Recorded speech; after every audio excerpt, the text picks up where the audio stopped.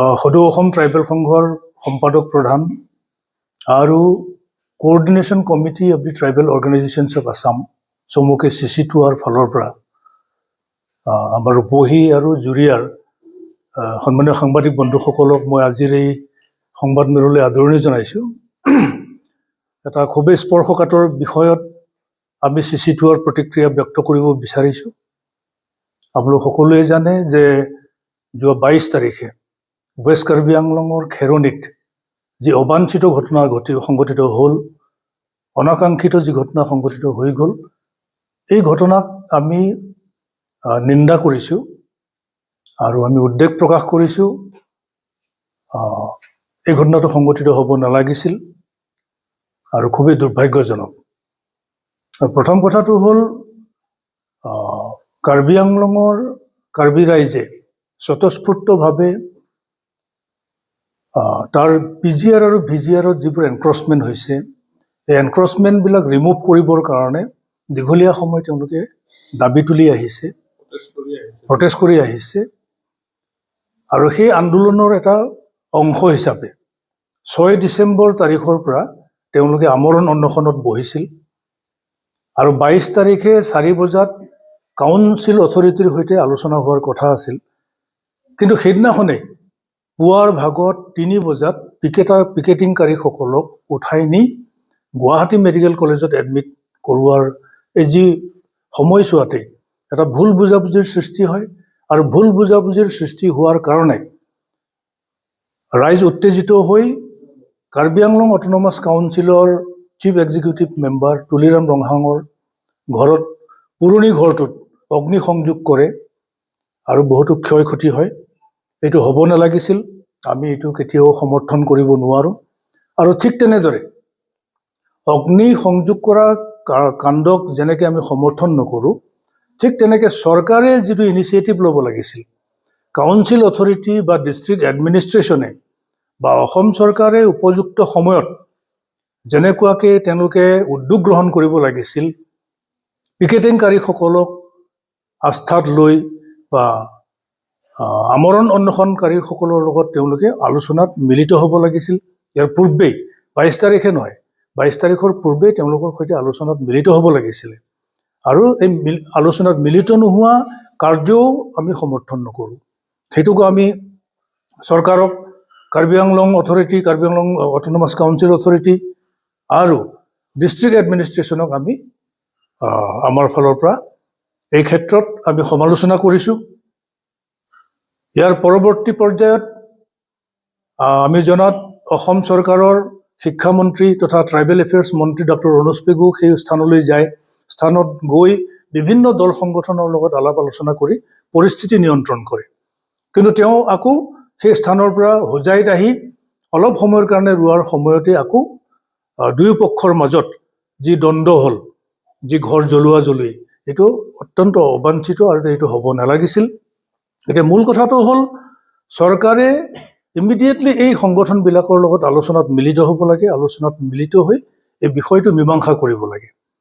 তেওঁলোকে দাবী কৰিছে যে PGR VGR বা entire Karbi Anglong autonomous council এৰিয়াত যিখিনি এনক্ৰচমেণ্ট হৈছে, আৰু এইটো ডেফিনেটলি হৈছে, ইণ্টাৰ ষ্টেট মাইগ্ৰেশ্যন হৈছে, ইণ্টাৰ ষ্টেট এনক্ৰচমেণ্ট হৈছে, ইণ্টাৰ ডিষ্ট্ৰিক্ট মানে এনক্ৰচ কৰিছে, আন্তঃজিলা মানে জিলাৰ কাষৰ মানুহবিলাকো তাত গৈ সোমাইছে যিবিলাক বনাফাইড নহয়।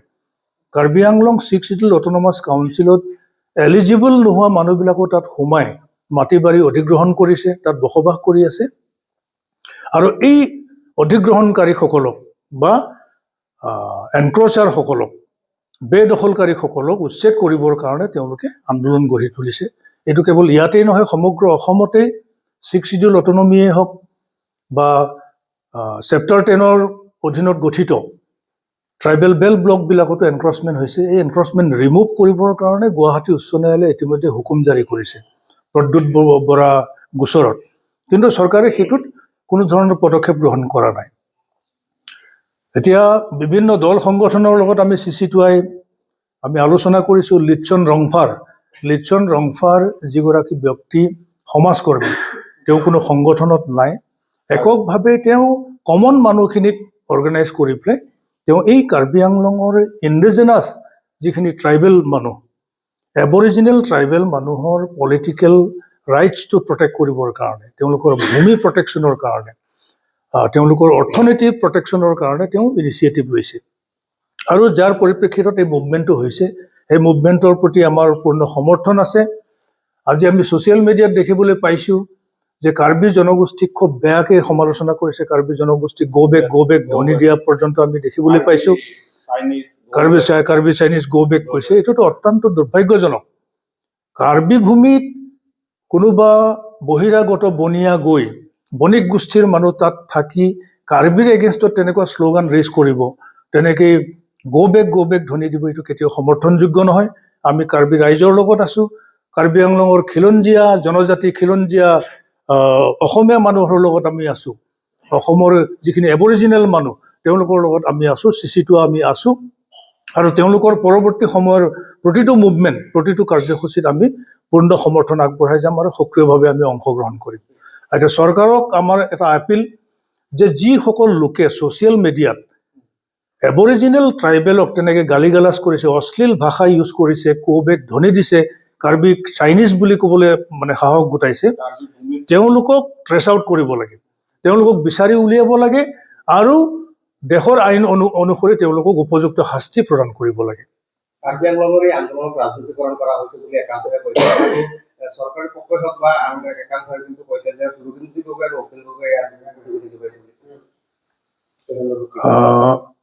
যিসকল ব্যক্তিৰ নাম আপোনালোকে কৈছে, মই ভাবোঁ যে তেওঁলোকে ইয়াত মানে ৰাজনৈতিক ৰং নখনাটোৱেই শ্ৰেয়, নখনাটোৱেই ভাল। এইটো হৈছে ইণ্ডিজিনাছ ভাৰ্চেছ নন ইণ্ডিজিনাছৰ যুঁজ। চেপ্টাৰ 10ৰ কিছুমান ৰুলছ আছে বা ভাৰতীয় সংবিধানৰ 6 শিডিউল অটনমিৰ কিছুমান নীতি নিয়ম আছে, কিছুমান প্ৰভিজন আছে, স্পেচিয়েল প্ৰভিজন আছে। তাত কোনবোৰ মানুহ প্ৰটেক্টেড হয়, কোনবোৰ মানুহ প্ৰটেক্টেড নহয়।